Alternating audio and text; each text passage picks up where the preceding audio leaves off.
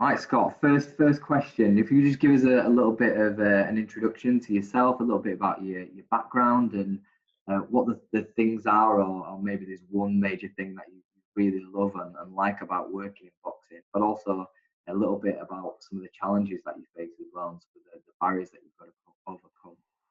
Yeah, sure. So, yeah, my name's Scott Robinson. I've got my own consultancy, which primarily focuses on performance nutrition and exercise physiology. So I'm a nutritionist and physiologist by nature or by trade. And yeah, so a little whistle-stop tour of kind of my background. I studied at Liverpool John Moores University for 4 years. So I did a bachelor's and then master's in sports physiology there, and then progressed on to do a PhD at the University of Birmingham in exercise metabolism. Just after that, I went, whilst I was doing the PhD, I worked part-time for a company called Guru Performance, who were based in central London in the Mayfair area. So they had their own lab there, and we kind of worked with a range of different clients, from elite level athletes right through to kind of like businessmen and businesswomen, private bankers, etc. So that was a good experience.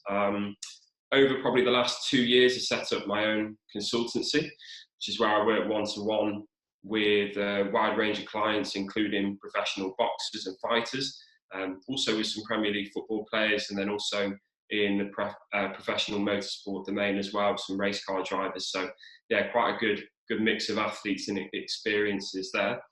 In terms of working in boxing, what's my favourite thing about working in boxing? I'd have to say that it's helping the lads to do it safely and do it well. I think that's the most important thing. You know, all too often I see athletes putting themselves through the mill to make the weight, and often using unsafe and dangerous practices to you know, hit the scales and make sure it's the right number.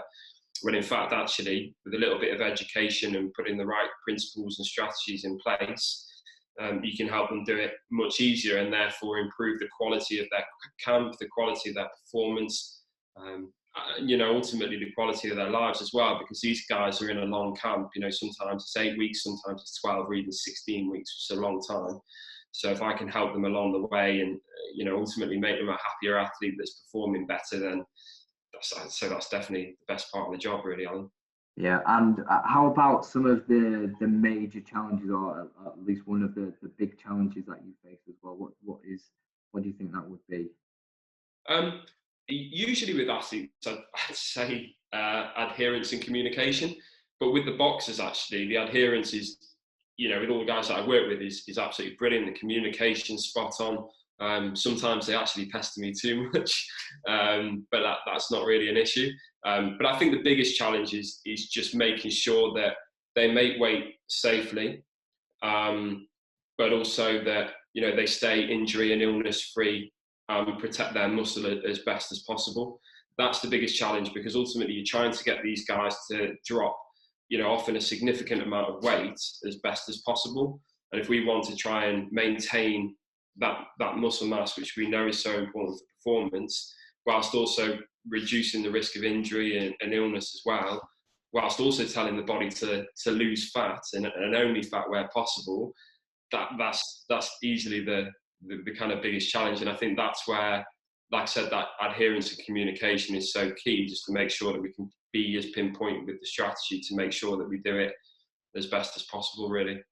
Yeah, I think communication is a really key point there, and having communication with anyone really, and or having breakdowns in communications is usually the root cause of a lot of problems. So having those lines of communication open as best as possible is a really key aspect of working with anyone really, whether that's a young amateur coming through and making sure that you can get across to them some key messages, whether that's in their training, in their training session, whether it's something technical, or you know, whether it's something about the foods that they're eating before or after the session, or whether that's an elite athlete at the top end as well, who's had a well-established training history, and just having those tools to communicate is really important.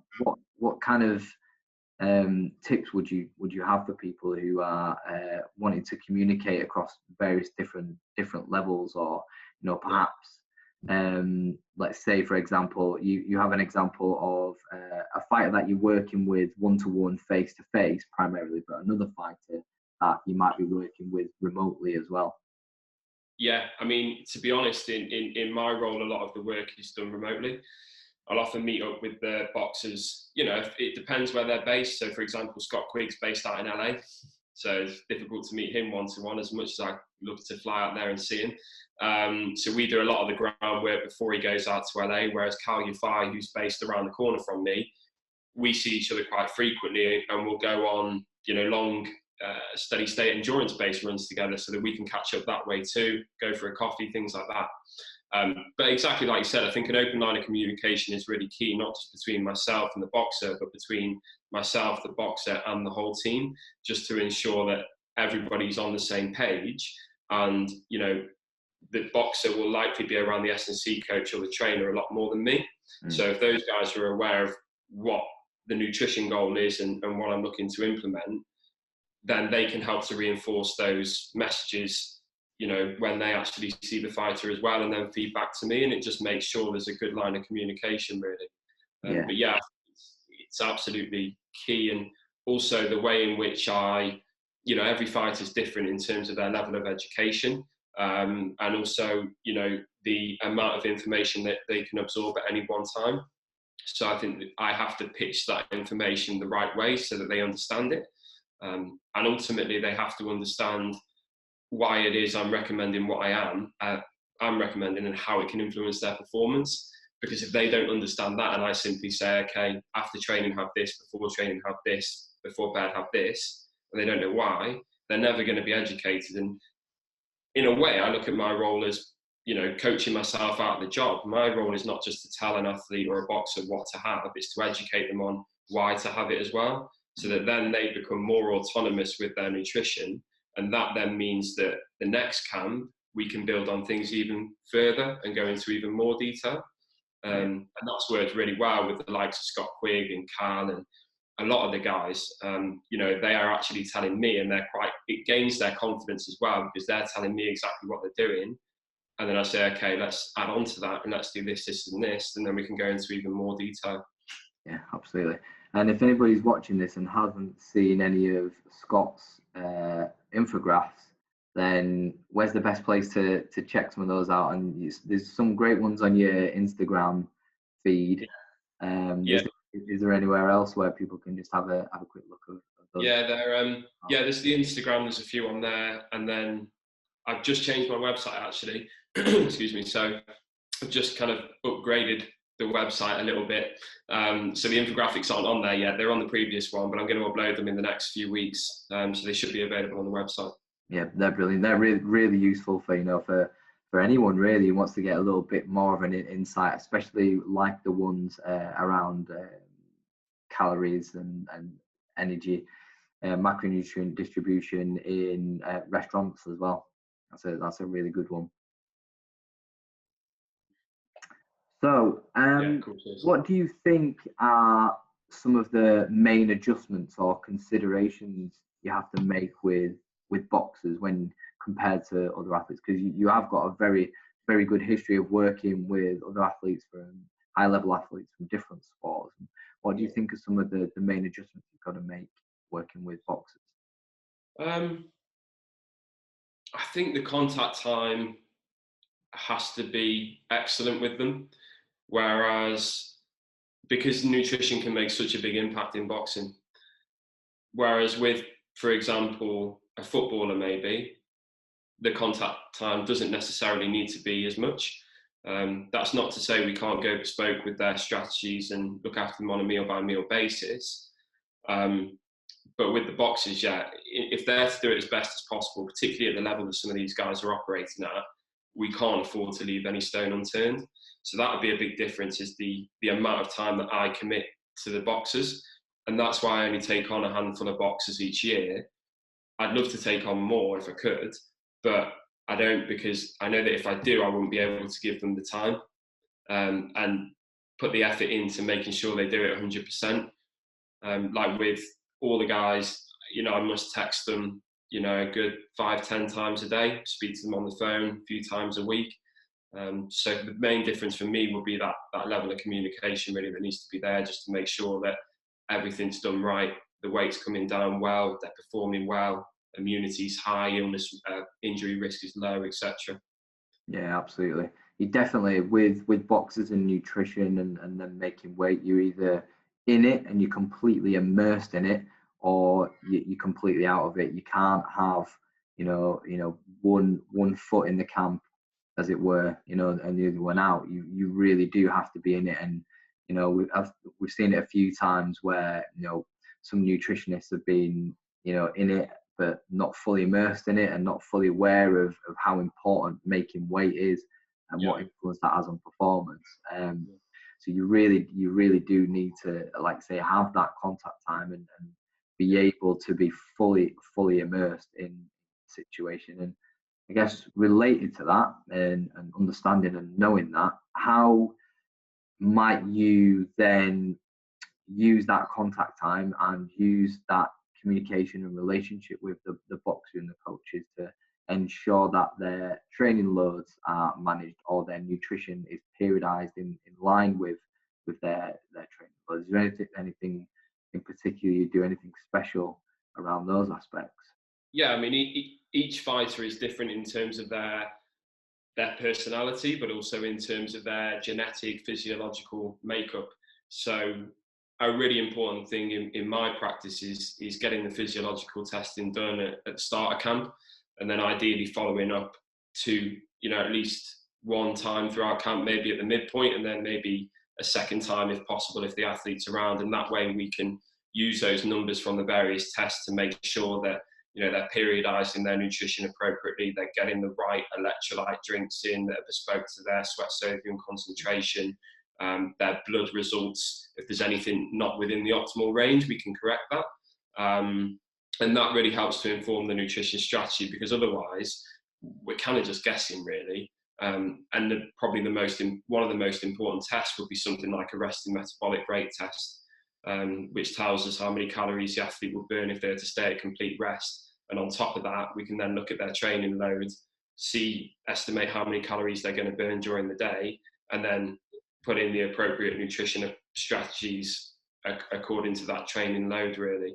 The other way of doing it is guessing resting metabolic rate, but that can be really inaccurate.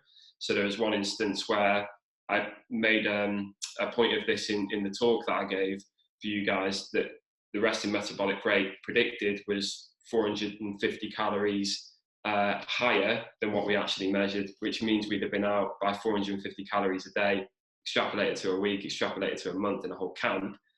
That can have all sorts of negative implications. So yeah, the testing would be absolutely key for me, and then to repeat the testing just to see how the numbers have changed. Yeah. And having those frequent testing periods as well. I don't know how often you do them, but it really does feed in to help the boxers and other athletes that you work with make their weight safely, doesn't it? And that's a really good measure to make sure that they're dropping weight at the appropriate magnitude, and it's there's no huge deviations in that, and it really does help them get down to the weight and do it safely as well, doesn't it? Yeah, 100%. I mean, for example, we'll do the DEXA body composition scan to look at the amount of fat mass and the amount of muscle mass, but we'll also look at bone mineral density too, because if a fighter has a low bone mineral density, they're at much greater risk of fractures and injuries in general. With the sweat test that we do, it allows us to provide a bespoke electrolyte drink to the athlete that's individual specific to what they lose during training, so that we know they're replacing the right types of electrolytes in the right amounts and they're keeping well hydrated during training. And then of course there's the resting metabolic rate, which means that we have a specific value to work off so that we can induce a sufficient calorie deficit so they lose body fat and not muscle, and they're not under fueling or over fueling their sessions. So we can be quite bespoke with it really, and ultimately help the guys do it safely. And what's good about the testing too is that it's objective data that we can show them that as the camp progresses, we can show that, you know, for example, their blood markers have improved, their body composition, you know, they've lost predominantly fat and kept a hold of their muscle. We know they're hydrating well in and around training, et cetera, et cetera. Maybe their metabolism's become more efficient as well. And these are all things that positively reinforce the nutrition approach and keeps them on track, but also is brilliant psychologically for them in knowing that it's more data that they can see improvements, so that when they maybe get a little bit nervous before they step in the ring, which is quite natural, they can use that nerves as positive energy as opposed to negative energy, which I think can have an impact. Yeah, and you know what, this feature from all of our programs, you know, with everyone that, you know, that's contributed to the Boxing Science Summit, is this data management and data collection and feedback and communication. It is so important, and it's not just important because we're a little bit geeky and we like that information. It's because the boxers and the coaches really appreciate that level of analysis as well, and they can see numbers either, you know, getting better, going up, or going down, you know, throughout the camp, and it really does give them a lot of confidence. And that, you know, it's something that we're always banging on about, you know, is data management and collect as much data as is feasibly possible, because it really does help not only yourself, but it also helps the boxer as well. And if you're you know, describing and, you know, revising as many things as possible in terms of data management, data collection, is going to make you a better practitioner. It's going to make your boxers and your athletes better too. So one of the things that I know you do very, very well is fueling for performance. So every training session is an opportunity to get better. But what I think a lot of people have a little bit of misguidance on this is that they always need to be in the same negative energy balance to drop weight throughout a camp, instead of periodizing it and fueling for performance and using times within a microcycle or a week where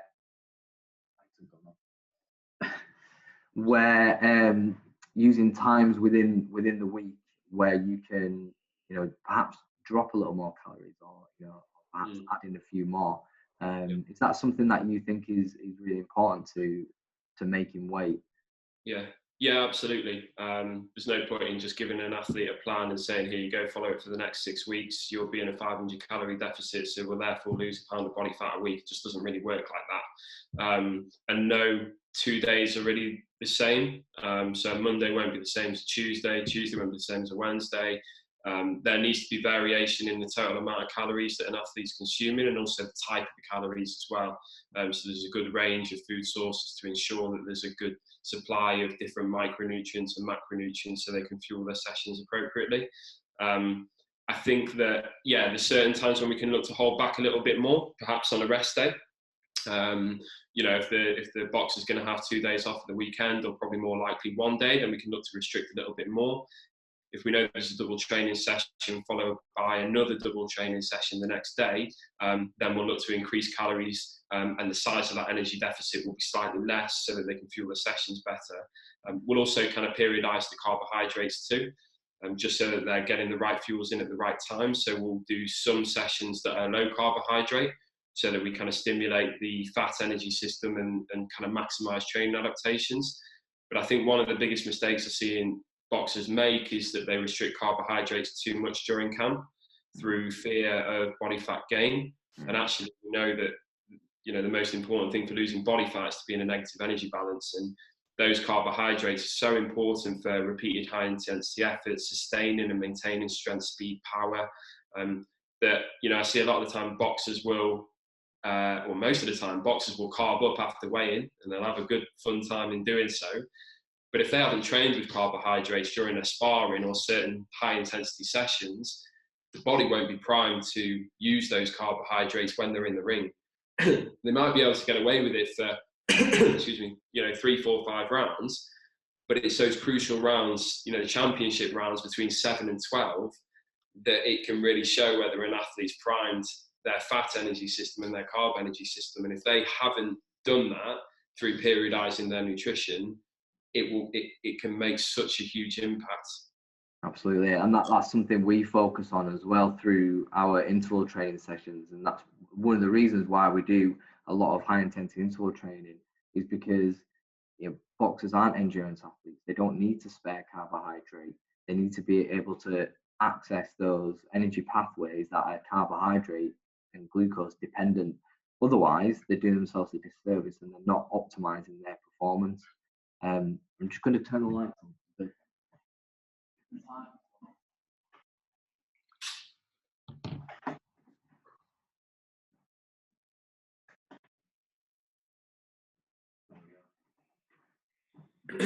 Alan, yeah, can you bear with me 2 seconds just while I nip to the door? Yeah, of course, yeah.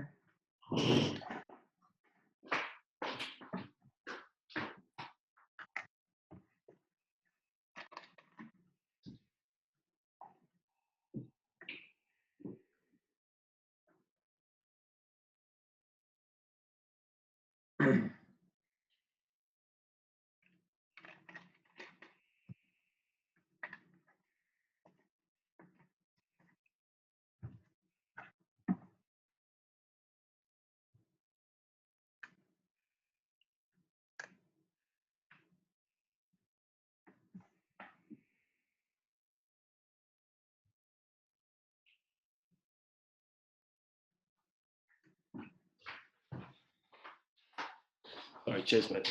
That's all right. All right. Next question's on supplements. So yeah. I've seen a few images flying around, particularly in MMA and UFC recently, of some guys having unbelievable stacks of supplements that they take after they've made their weight. Some of our guys, take supplements. There are some good ones and there are some bad ones, but just interested to get your take on supplementation for combat athletes. Yeah.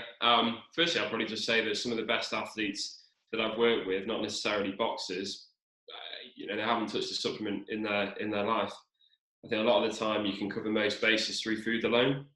If we can do that with the nutrition plan, then that's great. If an athlete doesn't like certain foods, then and we see them getting something in that's particularly important, then we can look to implement as a supplement. If they're happy to, and we can find a really high quality tested product, then that's fine. But also, I do think that we need to make sure that all bases are covered, and there are certain supplements with a lot of evidence behind them and certain supplements with not very much at all. So usually if there's a supplement that we know is going to be beneficial, then we'll throw it in if the athlete's happy to do that. If we know it will do no harm, we'll put it in as a security policy.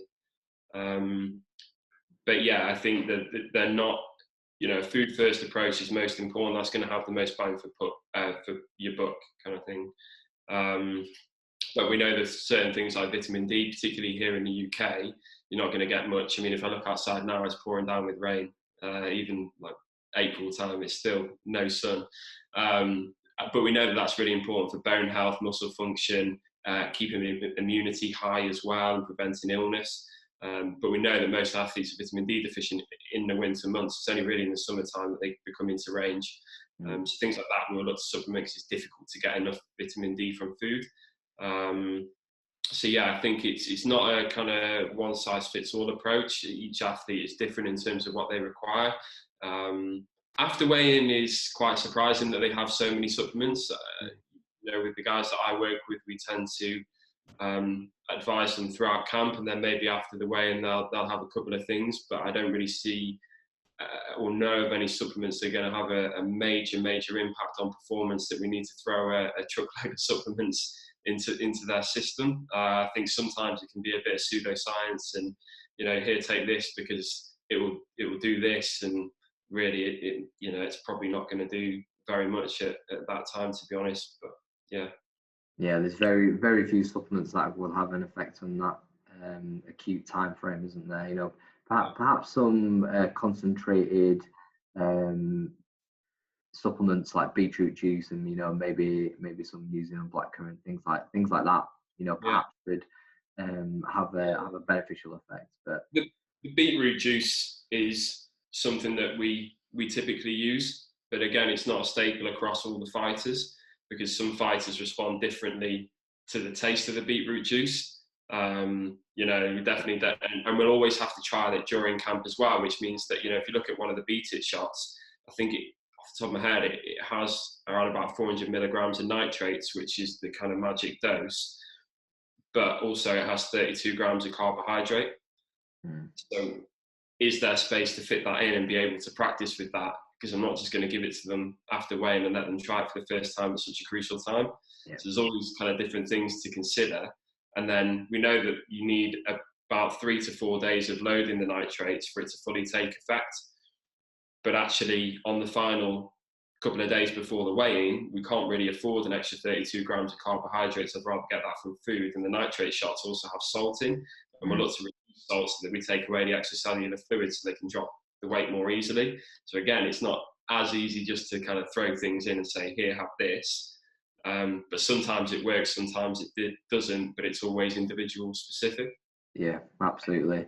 It's not always easy just to make blanket recommendations over supplements, is it? But if we were to, for example, take, I don't know, a tub of whey protein, what do you think would be, I guess, the 1 or 2 or maybe 3 steps somebody would take just to verify that whey protein is legitimate and it might help them rather than harm them? Is there anything that people could look at, try and do that? Yeah, I mean, first of all, the most important thing would be to make sure that it's safe for use, and that it's batch tested.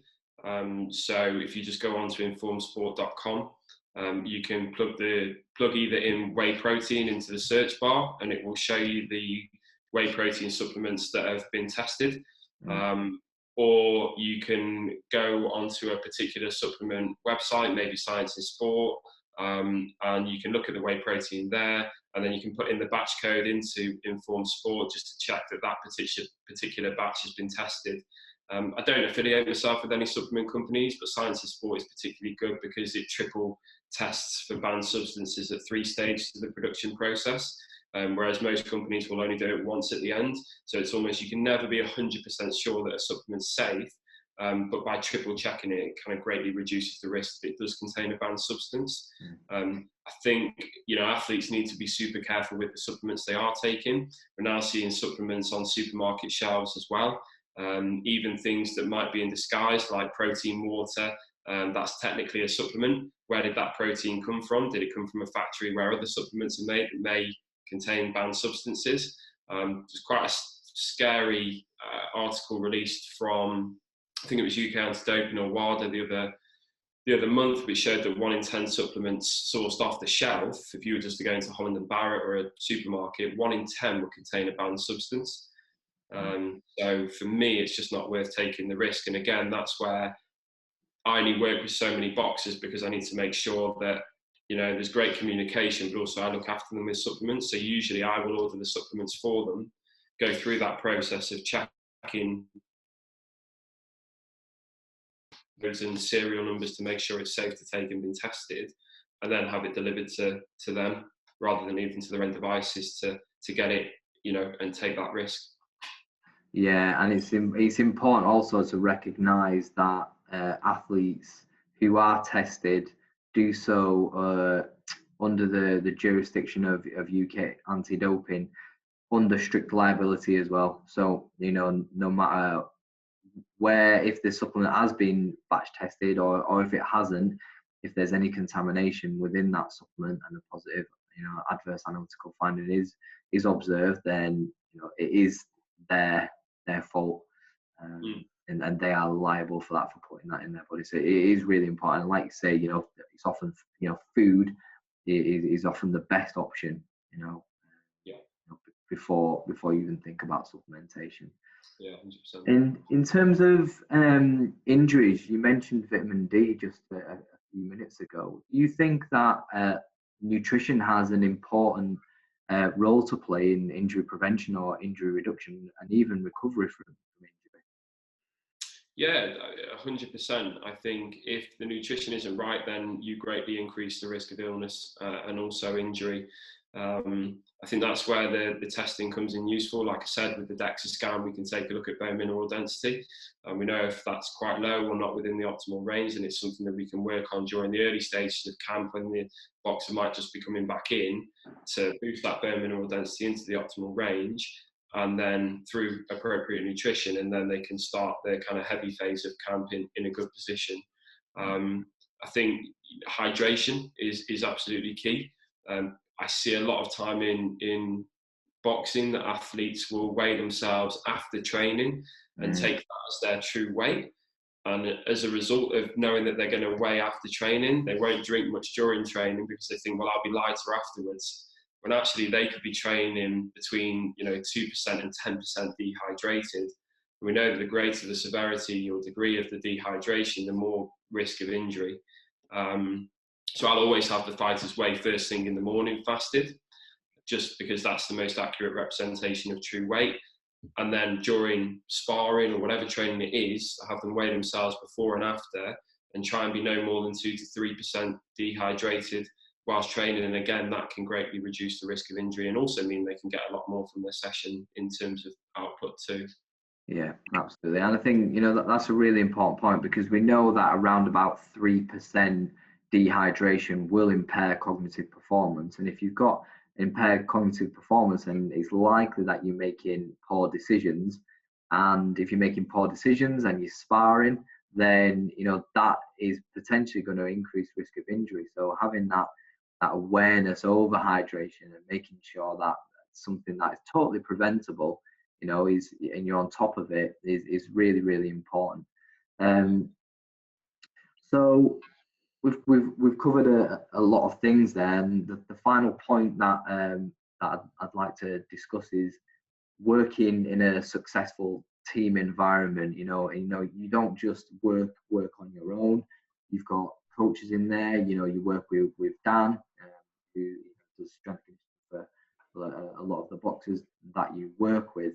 What are the things that what are some of the strategies you can use and things that you do and implement to optimize that teamwork between individuals? Yeah, I mean, I think it's like we've said, the communication side is really important. For me to not only just understand the importance of nutrition, but to understand the importance or the role of the trainer, the role of the SSC coach, the role of the physio. So to show some understanding there and try and work with them as well, so that I can help them as well as that they can help me, so that we're all on the same page and we're all one team. If Dan needs a hand with something or he needs any advice or whatever it may be, I'm there to help support him. And likewise, he's there to support me, all for the best interests of the fighter that we both look after. That would be key. Making sure that they're looked after when we go away as well, because we do fly to various places around the world, and usually I'll bring in a performance chef to cook the meals for the fighter when they're on the plane. So shout out to Dan Sargent. He's a world-class chef who looks after a lot of the fighters. Does some brilliant meals. So I'll say to Dan, can you maybe double up or triple up, so that when we go away, the trainer can have some too, or the SSC coach, just so that they're well looked after. And it just helps to boost morale, really. One of the best trips I had last year was with Carl Yafai in LA. We spent a good 10 days out there before his fight. His team kind of came over as the fight neared, and we just did things together. We went for meals, we went out on Santa Monica Boulevard on the scooters and things like that. And it's a bit of fun, but also it's really important for team bonding. And likewise, when we went to Saudi, to Jeddah with Callum Smith, and again we spent 10 days there beforehand. We ate together, we kind of sunbathed together, we went for walks and everything. It was just great for kind of team bonding, which really helps, and ultimately helps Carl or Callum, because they know that they've got a strong team behind them who do anything for them. Absolutely. And in Jeddah, was there anything in particular from a nutrition point of view that you had to pay attention to? Is there anything that was a little bit tricky over there that you had to modify practice with? yeah, I mean, getting the supplements into Jeddah and the sports drinks and the gels was pretty tricky. I had to be on that early on, so about a month before we actually flew out, we contacted the embassy over there, and it turns out that if we'd have just turned up with the supplements like you can do in most other places, they would have been turned away. So that would have been all of Callum's electrolytes, his sports drinks, his gels, and whatever else he was having. Would have just been turned away. We couldn't have got them over. So we had to prep that. We had to fill out the appropriate forms, send them web links, even samples and things like that so that they could get cleared. So that would have been a big barrier that if we didn't prep for that, it would have been a bit of a nightmare. And also psychologically, the impact on Callum probably wouldn't have been all that great. Whilst over there, we were really lucky. We stayed in a fantastic hotel. It was the Rosewood Jeddah, and they had a team of chefs who were looking after us. So I could go to the head chef and I sat down with him every morning and every afternoon, going through each meal that Callum was going to have, the cooking methods, what the foods would be cooked in, how it would be cooked, what quality of foods, were, etc., what the variation of foods were, just to make sure that everything was absolutely pinpoint. The amount of salt that was used in the foods was also a big one. And yeah, they were, to be fair, they're absolutely brilliant, and they couldn't have helped us anymore. Which I think, hopefully showed paid its dividends in the ring, obviously, but also on the scales as well. Because Callum, I still don't know how he makes super middleweight, to be honest. But yeah, he looked pretty good on the scales as well. The big boy, isn't it? Yeah. But yeah, these are some of the skills that people don't necessarily see or understand. The things that go on behind the scenes to make things tick.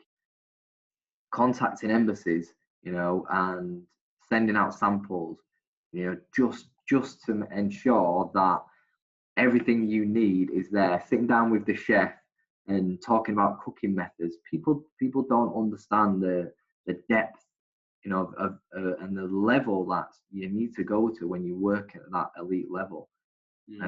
I think. Yeah, I mean, even for example, in terms of the cooking methods and the quality of the foods, there's during the final week before the weigh-in, we'll try and reduce salt as much as possible, just to help bring down the weight. But there's a big variation in different types of salmon. If the chef's adding salt to the eggs in the morning, or he's adding it to the salmon, so I have to make sure that all messages are crystal clear, and then I repeat them as well, whilst trying to be as friendly as possible, to make sure that the understanding is there, because at the end of the day, things like that can have such a huge impact. And it's those tiny details that ultimately meant that Callum could afford to eat a lot more on the final week. He wasn't really restricted calories very much. He had full meals the whole time and snacks as well, and drank plenty. Didn't have to do a sweat session before the weigh-in. But if we hadn't done that right with the salts and the cooking methods, then he would have had to restrict his calories a lot more, which would put more stress on his body. So yeah, I feel like it can have a big impact, and just preparation is key, really. That's it. Preparation is absolutely key. One of the things I hammer home with my students is that preparation is the absolute key to performance, whatever it is, anything, even if it's just something little, like preparing to take a lactate sample, anything like that. Preparation is so important for anything, and having that foresight and experience to try and help predict what occur in the future. And in terms of future, what do you think maybe, if you give an example, I don't know, maybe one or two things that is going to be the future of nutrition in boxing, or some of the things that might help bring on the profession? Yeah, I think it would be more of an awareness and understanding of the role of a nutritionist in boxing, and how they can have a positive impact on the athlete. I think there's a big difference between eating healthily and eating for performance. That's a big one. A lot of the time, if I start working with a boxer or an athlete and they say, oh, but I have my veggies, I have my proteins and my carbs, and they think that they eat well because it looks nice on the plate. And actually, a lot of the time they're not having necessarily the right foods for their performance, particularly over an 8 to 12 week camp. So I think hopefully the importance and awareness of nutrition will improve as time goes on. And also, aligned with that is the importance of the physiological testing, really, because you can guess these things, but for the sake of a 30-minute test or a 10-minute DEXA scan or whatever it may be, it's so invaluable to a fighter, that can really help them make the weight much easier and perform much better on the night. So hopefully, just much greater awareness, and it would be great to see more practitioners working in the boxing space as time goes on, really. Brilliant. Right, Scott, thank you very much for that. Really, really insightful. Brilliant, mate.